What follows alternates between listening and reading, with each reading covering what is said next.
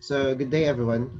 We are the Group One, and we are going to introduce to you the information and communication technology um, to the healthcare and uh, it is all about. So, information and communication technology in IT in modern context is currently used to describe computers and networks within business environment.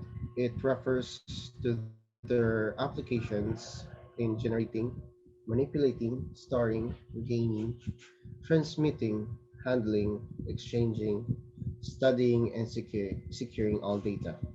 The term ICT is generally accepted to mean all devices, networking components, applications, and systems that combine allowing people and organizations, for example, businesses and nonprofit agencies, to interact in the digital world. So, we're going to present to you a small video about the introduction of ICT. If it's digital, it's part of ICT. ICT, short for Information and Communications Technology, or technologies, is a huge umbrella term. Though there's no universal definition, ICT generally refers to all devices, networking components, applications, and systems that facilitate interaction with the digital world. Sometimes, ICT is used interchangeably with IT, or information technology. But ICT is more comprehensive, including more components related to computers and digital technologies. Components include data, internet access, cloud computing, software, hardware, transactions, and communications technology. But more importantly, ICT encompasses combinations and applications of those components. ICT has drastically changed how people work, communicate, learn, and live, and continues to revolutionize all parts of the human experience, from computers to robots. And ICT contributes greatly to economic development. Some have labeled it the fourth industrial revolution. Within the ICT market, the advancement of ICT capabilities has made the development and delivery of various technologies cheaper for vendors and their customers, while also providing new market opportunities.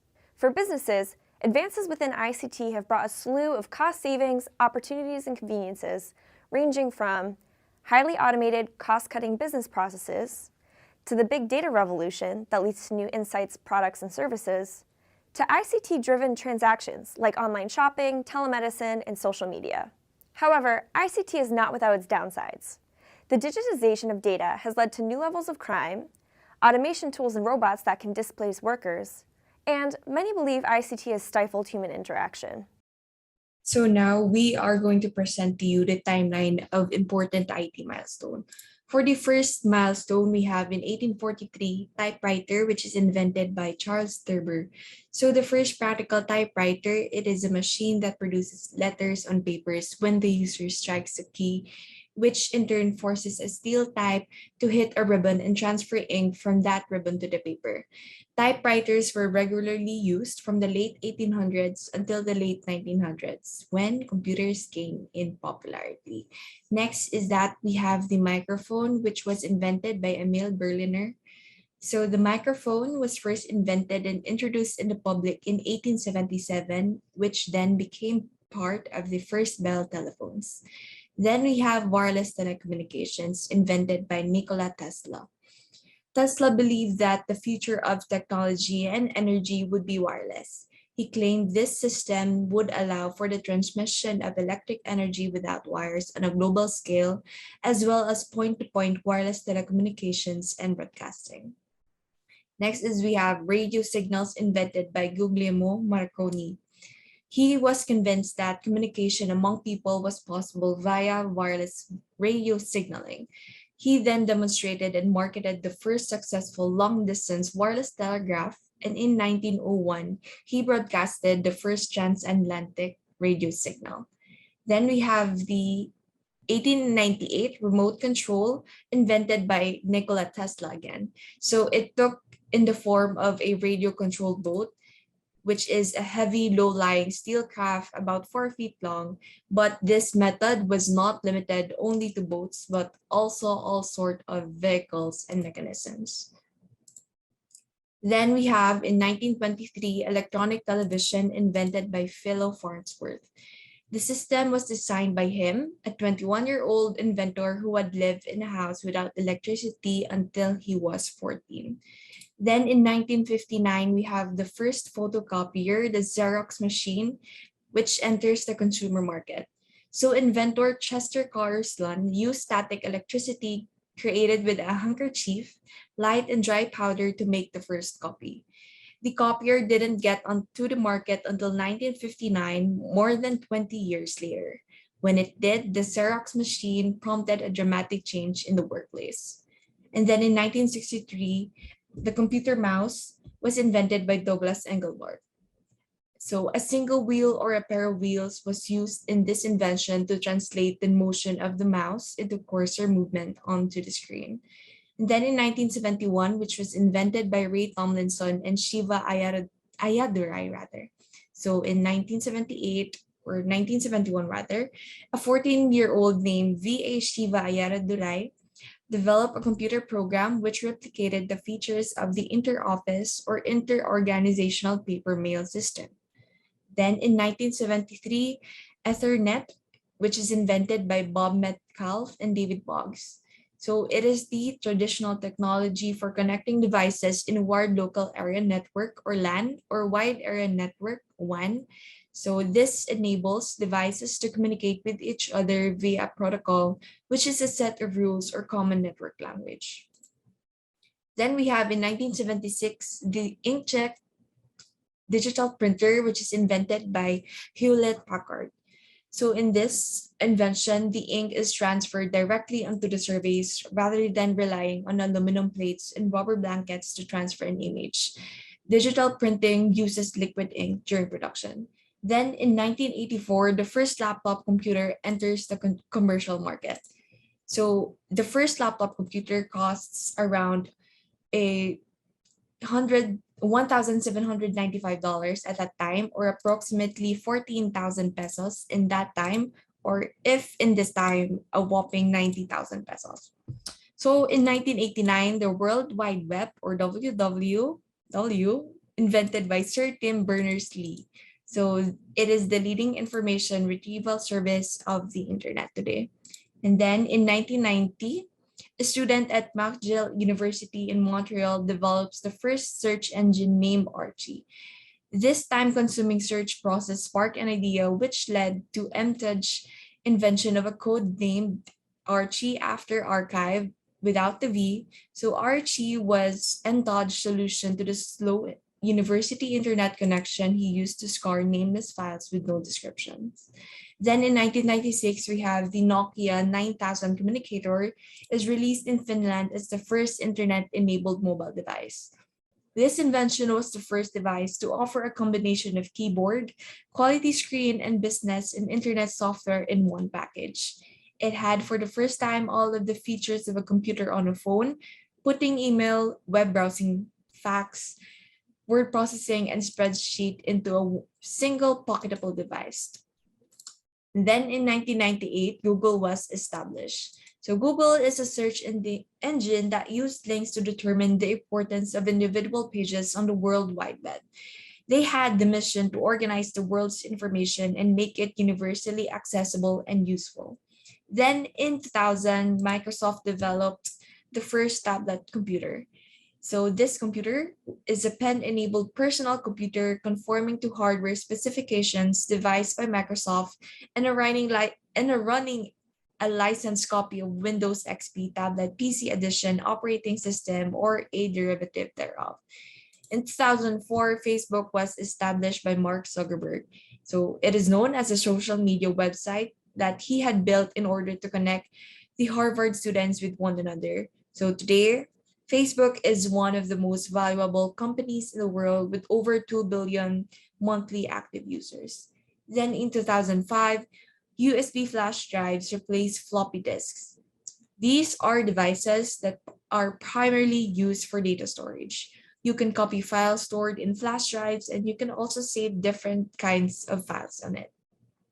Then in 2007, Apple Incorporation debuts the iPhone. The device started at $499 for a 4 GB model and $599 for the 8 GB version. It offered a 3.5-inch screen and a 2 megapixel camera. Now, the iPhone has come a long way since its arrival in 2007.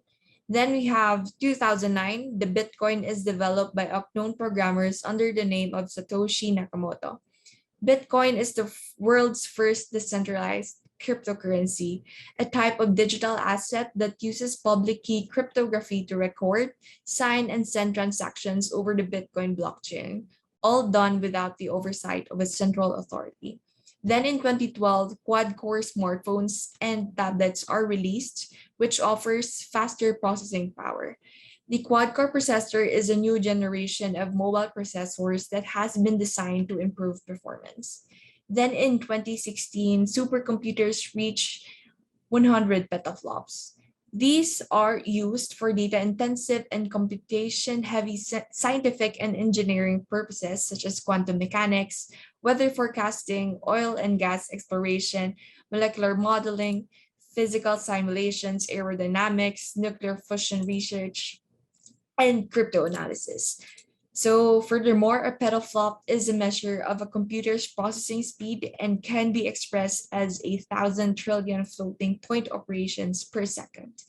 And then lastly, in 2017, 10 nanometer chips enter service. So the number in the 10 nanometer chips refers to the size of the transistors involved. The smaller the transistor, the more you can fit into a piece of silicon, and the more powerful and complex that the components built from these transistors are able to be. So that would be all for the timeline of important IT milestones. Ms. Basso will then report the next part. So even in healthcare, technology is constantly evolving and changing. In the world of healthcare, new discoveries and breakthroughs are made almost every day. Let's take a blast from the past to learn about some of the remarkable technological advances in the medical field. So in 1940, first positive pressure mechanical ventilators were introduced. Despite their complexity, they could only deliver a predetermined tidal volume at a particular respiratory rate or volume control ventilation mode and had no or limited capabilities to monitor ventilation variables. In 1950, the very first telephone pager device was patented by Al Gross and was used by New York City's Jewish Hospital starting in 1950. Even though it was not yet called a pager, the device had already found one of its primary niches, which is critical communications. Despite Gross's many innovations, the walkie-talkie and CB radio in addition to the pager, among others, all of his patents expired by the 1970s. But he didn't hold any resentment that he never profited from his inventions. In 1950s, first nurse call systems introduced into the market. And in 1956, first patient physiological monitors enters clinical use in the United States. When care is one-on-one, a physiological monitor can help the caregiver to give the best care by demonstrating the immediate need and effects of the intervention. When the care is provided to several patients simultaneously, monitors can provide alarms that attract caregiver attention. In 1973, ventilators are combined with monitor technology. And in 1980, nurse call utilizes the microprocessor. Nurse call interface is powered by a battery, which is regulated by a voltage regulator. A microprocessor is provided with the nurse call interface connected to an LED alarm and relay assembly.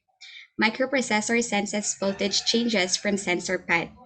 If a patient gets off the sensor pad, the loss of weight causes a voltage to exceed 2.5 volts and microprocessor sends a signal to the LED alarm and the relay assembly activating each.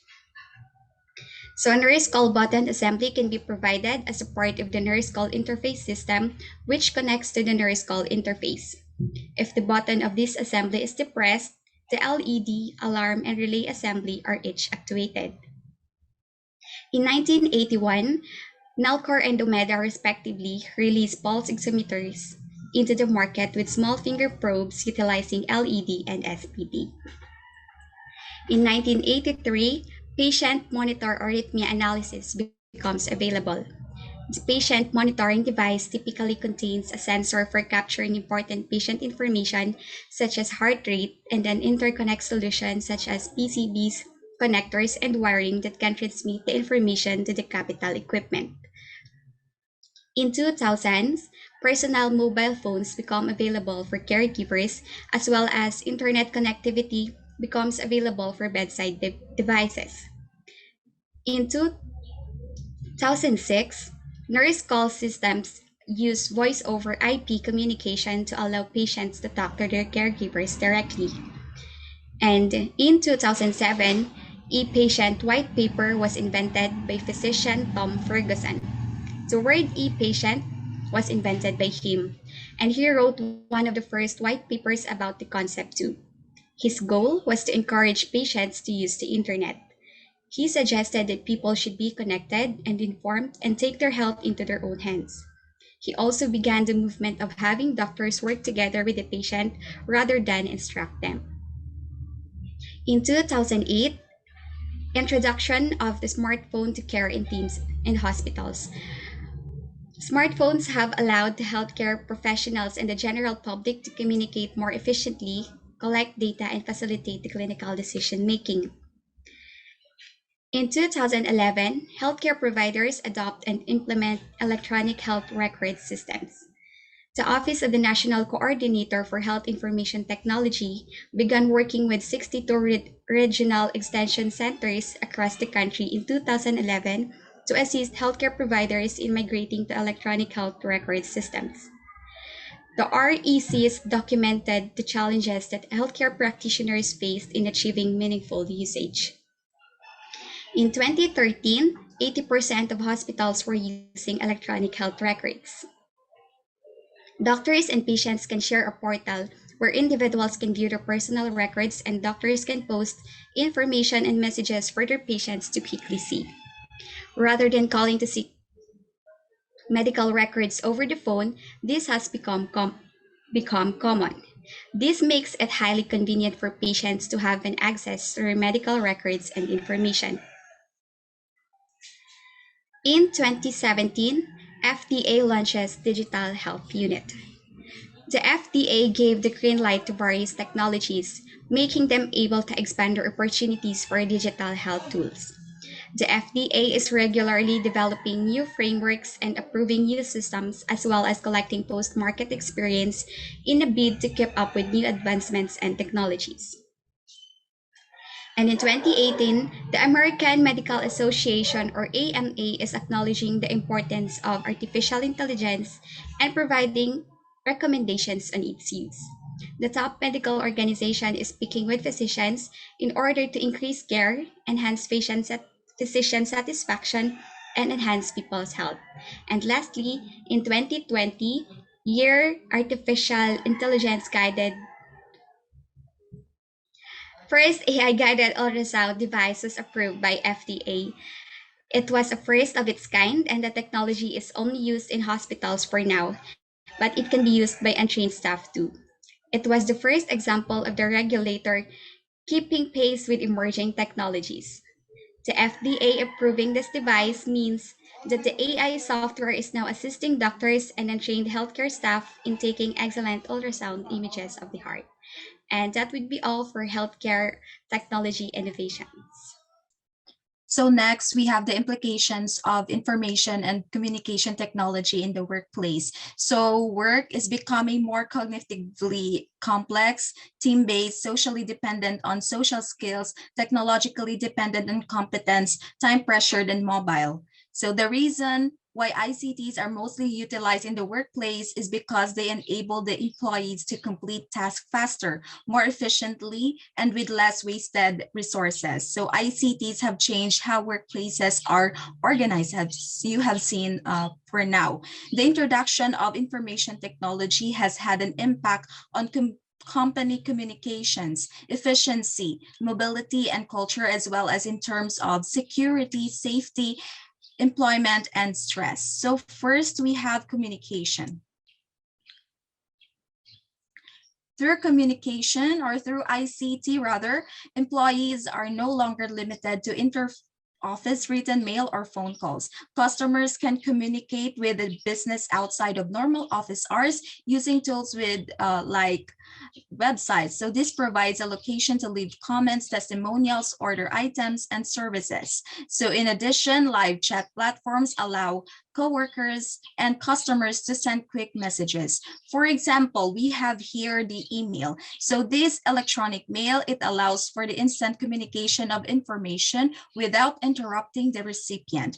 It allows for quick and clear contact with customers or clients, which is, very useful in a world today where we need instant gratification.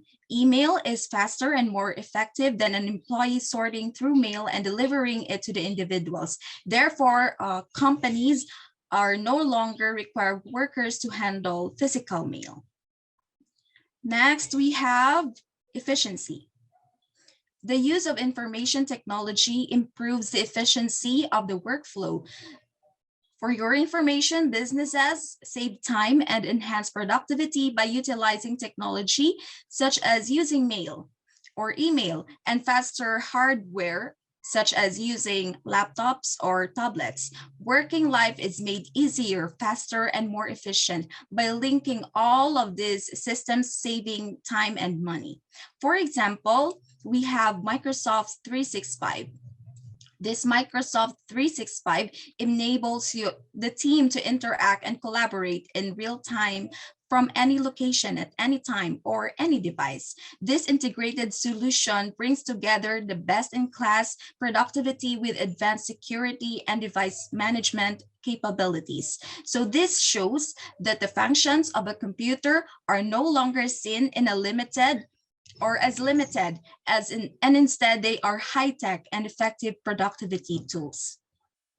Next, we have mobility. First, computers or original computers required entire teams of people to operate them at the same time, and they are both expensive and immobile. Because of the substantial reduction in the size of gadgets, information technology may now transfer at will. They can also operated by a single individual. So the benefit of this is to boost the productivity by allowing employees to work from home or away from the workplace. So we have here the examples: cloud computing and storing data in the cloud, and video conferencing. So what are these? First, we have the cloud computing and storing data in the cloud. This is the delivery of IT services over the internet. It may reduce the risk of data loss and improve your capacity to operate remotely by hosting your existing systems and applications in the cloud. So all of these are advantages because they lower the expensive of aging infrastructure. So we also have the video conferencing. This enables the staff to communicate with coworkers, leaders, or even clients as if they were in the same room. Next, we have culture. IT has the potential to significantly improve organizational culture. Employees from all over the world can collaborate, get to know each other, and improve the general feel of the company if file sharing technology is used. Employees also don't have to wait for the work to be sent to them from other members of the team because work can be shared instantaneously. Utilizing current IT systems, decreasing inter-staff hostility, and of course, lowering the efficiencies and frustrations of the staff. Next, we have the security and safety. Security and safety.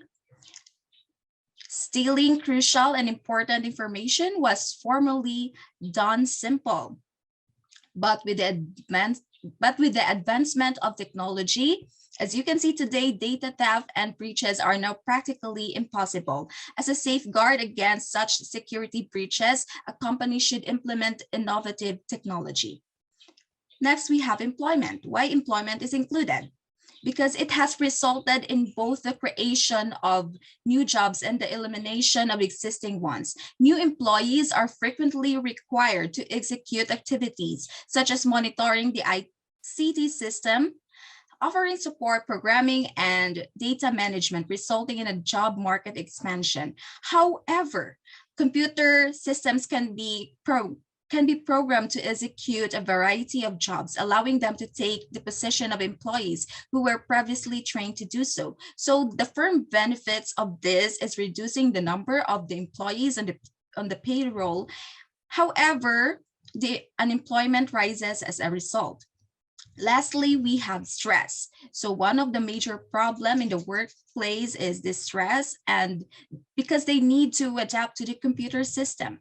They are issues that are attributed to inexperienced people who are not raised in the computer age. And these are people who have difficulties adapting and embracing the technology. Or in other words, these are the people who are not techy.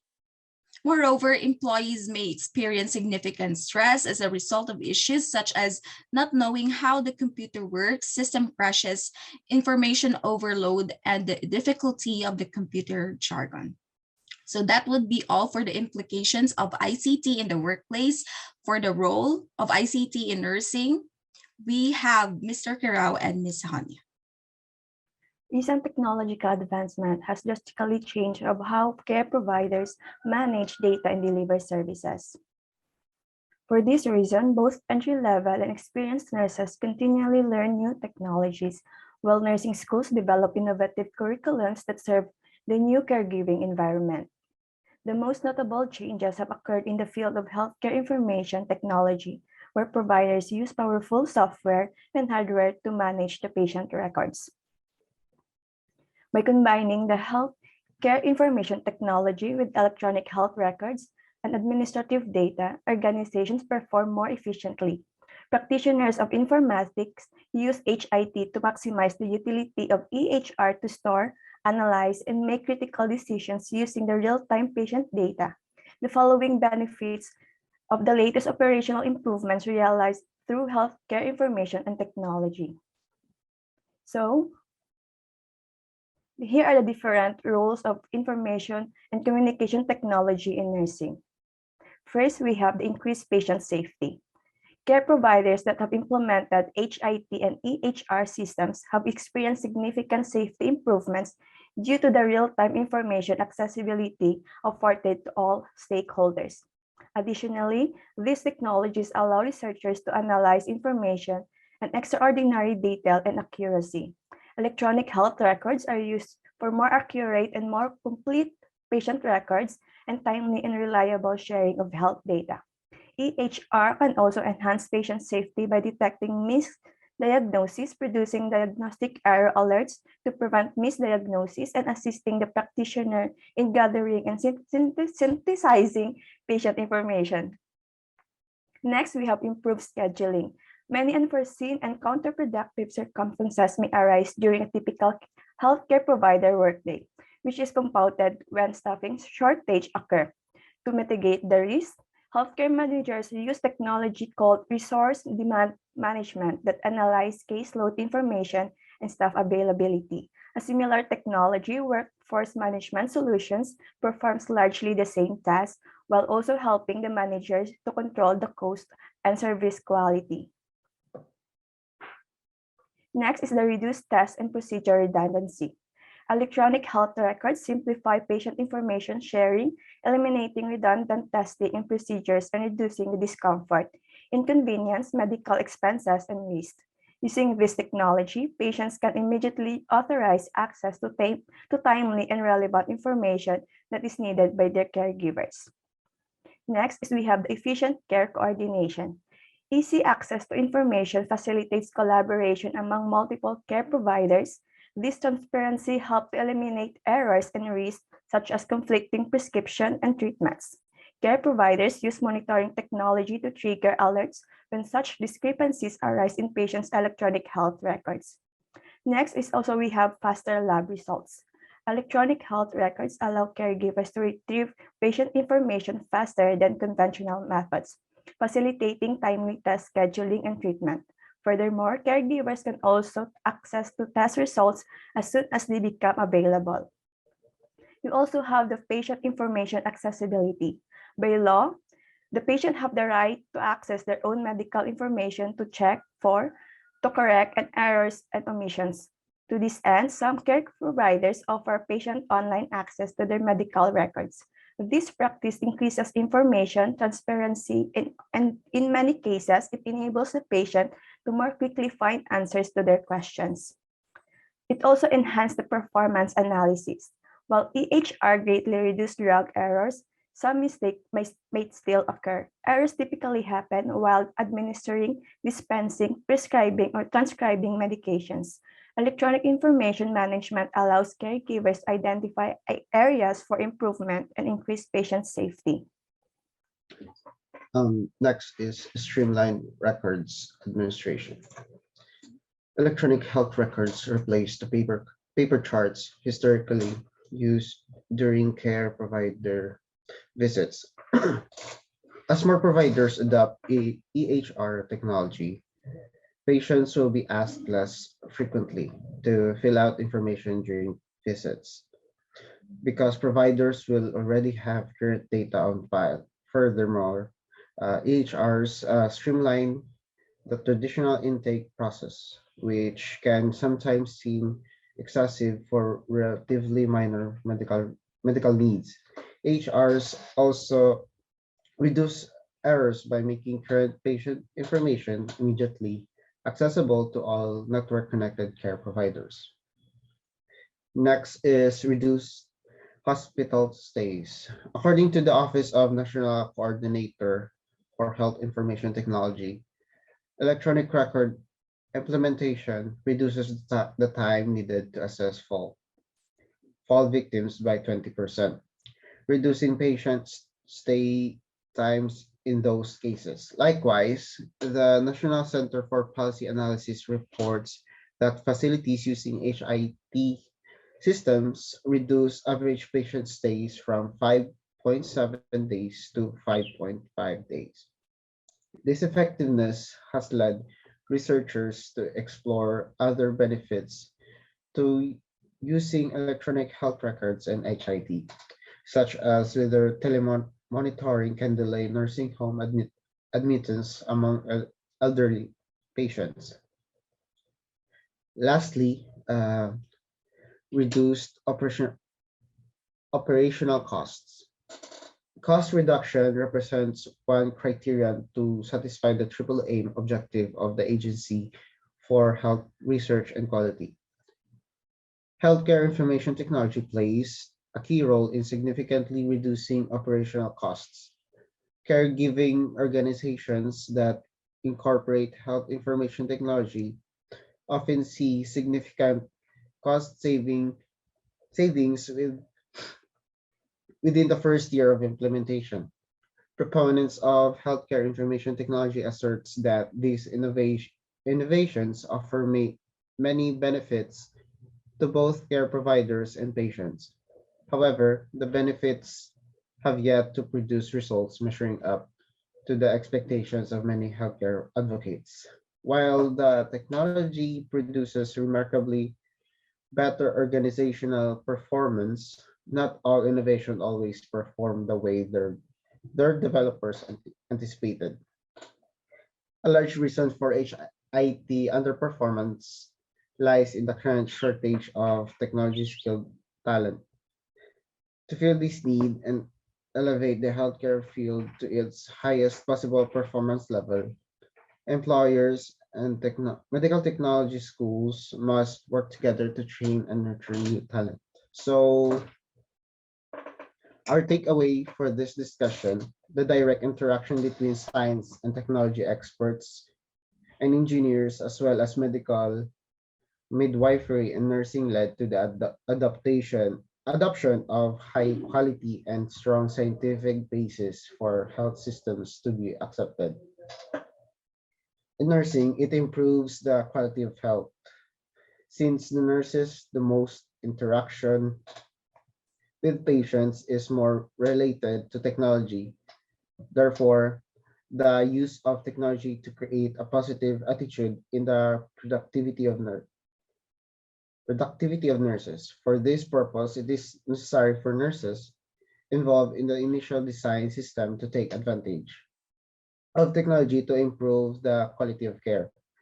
Nurses must be equipped to leverage it and the knowledge and skills in the use of computers in nursing informatics. In nursing informatics, knowledge to good benefit. And before I end our presentation, we would like to leave a message. Informatics has established the foundation for healthcare to be delivered. Gone are the days when doctors and nurses record patients' hospitalization on paper, when nurses had to go through paper files as they moved from one place of work to another, thanks to informatics. And that's all for our report. Thank you.